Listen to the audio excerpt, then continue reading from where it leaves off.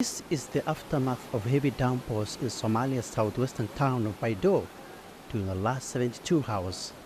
According to the UN's Office for Coordination of Humanitarian Affairs, more than 17,000 families have been affected by the flash floods. 86,000 internally displaced persons living on the outskirts of the town have been hit hard by the deluge. Among them is this elderly man whose makeshift shelter was swept away.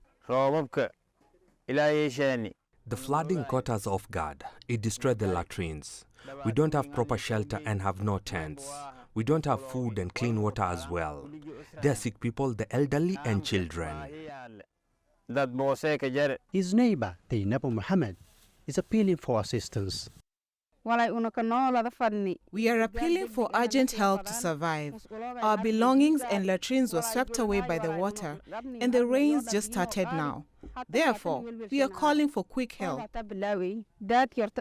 Local authorities say at least 2 people lost their lives when their homes were swept away by the overflowing rainwater.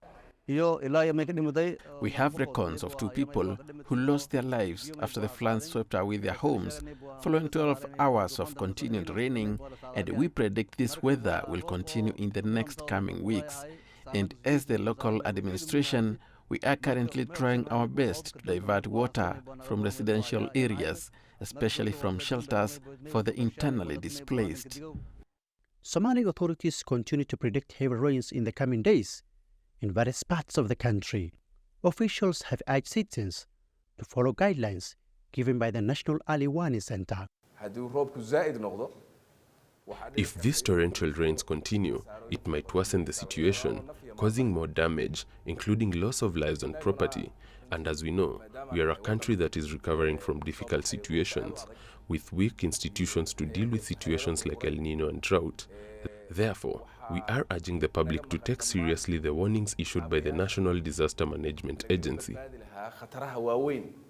Somalia remains vulnerable to extreme weather conditions such as El Nino, with most support for those affected being provided by the government's international partners, such as the UN agencies.